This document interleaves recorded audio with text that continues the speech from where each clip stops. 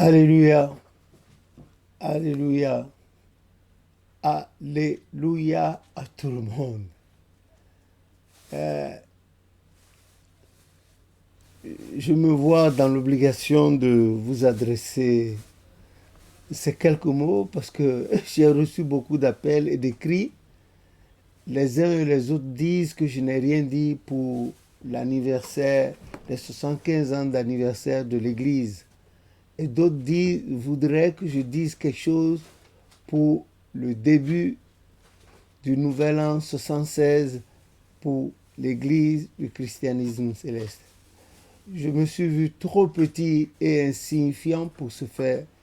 Cependant, comme les demandes sont insistantes, je prends la résolution de le faire. Et c'est ce que je fais en ce moment. Je n'ai pas grand-chose à dire.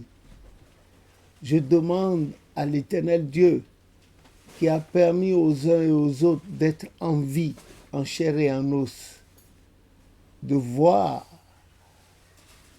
de vivre les 75 ans de l'Église du christianisme, de la fondation de l'Église du christianisme céleste, que son nom soit béni. Je demande aux uns et aux autres et à moi aussi de changer cette fois-ci de comportement. En ce sens que notre Dieu use toujours de patience envers nous. Voilà pourquoi nous ne mourrons pas. Voilà pourquoi nous ne mourrons pas. Ce corps mortel mourra un jour. Mais l'esprit doit retourner à Dieu qui l'a donné, selon Ecclésiaste 12, versets 15 et 16. Alors, si nous voulons ressusciter un jour et revenir à la vie dans ce corps spirituel, comme Saint Paul l'a si bien mentionné dans 1 Corinthiens chapitre 15 à partir des versets 55 jusque vers la fin. Et il a fini avec les versets 57-58. Il a dit, d'œuvrer pour l'Éternel, de demeurer ferme et inébranlable, faisant de mieux en mieux les œuvres, sachant que pour tout ce que nous faisons pour Dieu, il y a une récompense qui nous attend, comme il l'a aussi dit dans Job 41, verset 2. C'est tout ce que je peux te donner comme conseil pour le nouvel an 76 qui commence pour l'Église du christianisme céleste. Donc, désormais, si nous pouvons faire ce passage de Saint Paul, 1 Corinthiens chapitre 15, à partir du verset 56, 57, 58, si nous pouvons nous agripper à ce verset et méditer là-dessus tous les jours, je crois que nous nous en trouverons bien. C'est ce que je peux dire pour cette nouvelle année qui commence, année 76, qui commence pour l'Église du christianisme céleste. Je n'ai pas grand-chose à dire. Je crois que j'ai assez parlé. L'Église appartient à l'Éternel Dieu. Le prophète Oshofa avait l'habitude de dire que lui n'était qu'un simple charpentier, et il a plu à l'Éternel Dieu, créateur des cieux et de la terre, de l'appeler de derrière son établi pour faire de lui ce fondateur. Il a dit que c'est Jésus-Christ qui est son chef, que lui, c'est rien.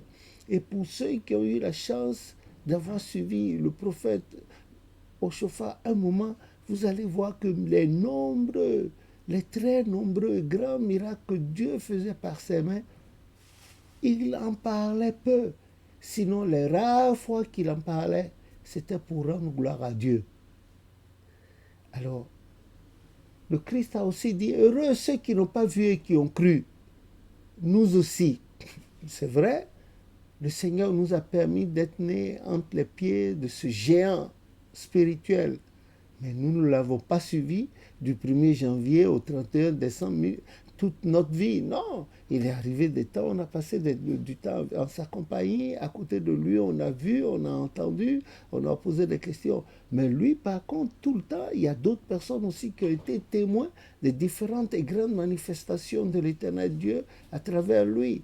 Donc nous tous, chacun avec ses expériences, on n'a qu'à tout mettre ensemble et tout faire fuir ce qui a été introduit dans l'Église et qui n'avait pas été donné à Papa Ochofa, n'a pas été ordonné à Papa Ochofa par le Saint-Esprit. On n'a qu'à tous revenir.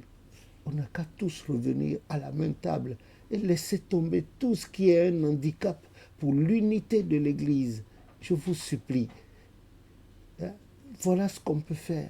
Nos sales habitudes, l'orgueil, l'esprit hautain, la fausseté, les paroles mensongères, les idées obscènes, les pensées les confuses, et la débauche, la prostitution, l'impudicité, la fornication, les adultères, la trahison. Oublions tout ceci. Je n'accuse personne parce que moi-même je suis là-dedans. Je ne peux pas jurer que je n'ai jamais fait d'erreur dans l'Église. Je suis sûr, j'en ai fait, peut-être plus qu'un grand nombre, mais le devoir m'incombe de rappeler sans cesse ce qui avait été, que nous avons vécu depuis notre naissance jusqu'au départ physique du prophète de la terre. Et vous aussi, vos petites expériences dans vos coins. Revenons ensemble, comme a dit Jérémie 6, verset 16. Revenons à l'Éternel. Revenons à l'Éternel. Et comme a dit Ésaïe 55, à partir du verset 6, il a dit, cherchons l'Éternel tandis qu'il est prêt. Invoquons-le. Revenons à lui, l'Éternel, qui ne se fatigue point, qui ne se lasse point de pardonner. Alors, au nom de Jésus, pour cette nouvelle année 76 qui commence pour l'Église du christianisme céleste, mettons-nous à l'œuvre. Souvenons-nous qu'un jour, nous allons quitter ce corps. Ce corps, il est mortel, il va retourner à la poussière, d'où il a été tiré, et comme il y était à dit Ecclésiaste 12. Mais l'esprit doit retourner à Dieu, à qui nous avons des comptes à rendre. N'oubliez pas ce qu'a dit Hébreux 4, verset 13, Hébreux 10, verset 31. C'est au nom de tout cela, et en souvenir de nos pères au chauffard, Nyansunu, Gouton, Nyanga, maman Marie Zevounou et son mari Frédéric, les mamans Yaman, les mamans Yansoun, les Lida Mouvenou, les papas Badagba aussi, les papas Djanle Koko, Agé, les papas Salako, les dévanciers Paul Boko, les papas Alopo, les mamans Oli Marie Bofina, Oli Albertine, Lawson Ayunoko, tous ces grands, les Théophile Saïzonou, tous ceux-là qui ont œuvré pour la gloire de Dieu, les mamans Gabao, Hélène du Togo, les Jean-Claude Essaka Ekwala du Cameroun, les Ben Glory du Cameroun également, tous ces gens qui ont œuvré, les papas Sylvanulo surtout, qui a pris le diocèse sur lui depuis 1958, où papa Yansounou lui a passé la main, le témoin, a passé le témoin en Côte d'Ivoire, et il a été, n'oublions pas, c'est un Martiniquais, mais il a souffert pour l'Église, c'est vrai, il a fait des erreurs que le prophète lui a reprochées, mais cependant, il s'est de 58 jusqu'à 82. Ce n'était pas de la blague, malgré les entourloupes et son âge, il a tenu le coup. Nous n'avons pas de jugement à porter. Que Dieu se souvienne de lui également, papa Sylvanulo Philibert, et de tous les grands qui ont œuvré. Il y en a encore qui sont en l'œuvre maintenant, des hommes, des femmes, des petits, et tous les gens qui luttent pour que la gloire de Dieu paraisse. N'oubliez pas. Et souvenons-nous également de notre sœur Ella des États-Unis, qui est aux États-Unis là-bas, que Dieu l'assiste et la fortifie, la protège contre toutes les manigances de Satan.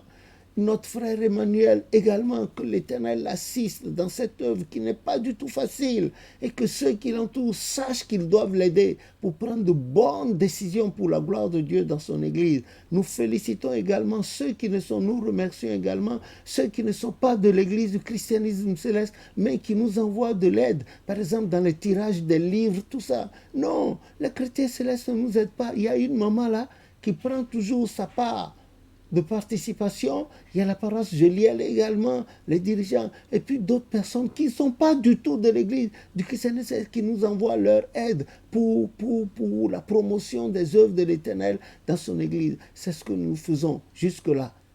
Que le nom de l'Éternel soit béni. Donc je nous exhorte tous à la vigilance et que nous prenions l'église au sérieux et que nous changions de comportement, que nous revenions à l'Éternel Dieu qui ne se lasse point de pardonner au nom de Jésus notre Sauveur. Amen. Tel est mon message et ma réponse en même temps aux nombreuses questions que l'on me pose à propos du commencement de l'an 76 de l'Église du christianisme céleste. Que le Dieu de Papa Oshofa nous bénisse tous et moi aussi avec ma maison et ma descendance, qui nous donne la bonne santé spirituelle, la bonne santé physique, la bonne santé socio-familiale, la bonne santé financière pour que nous puissions financer parce que l'argent est le nerf de la guerre qui nous donne et qui accorde la paix à la terre entière, aux pays dans lesquels il nous a dispersés et surtout l'Afrique et nos populations sur place et en dehors. Que le nom de l'Éternel soit béni et la paix à toute la terre. Et que l'Éternel inspire les dirigeants de ce bas monde, quels qu'ils soient religieux ou politiques, que Dieu leur inspire la sagesse, leur insuffle la sagesse de l'humanité, afin qu'ils dirigent ces nombreuses peuplades que Dieu leur a confiées, et que elles-mêmes, ces autorités, s'en trouvent bien avec leur famille, et que nous aussi, nous en tirons un bon compte, au nom de Jésus notre Sauveur. Amen.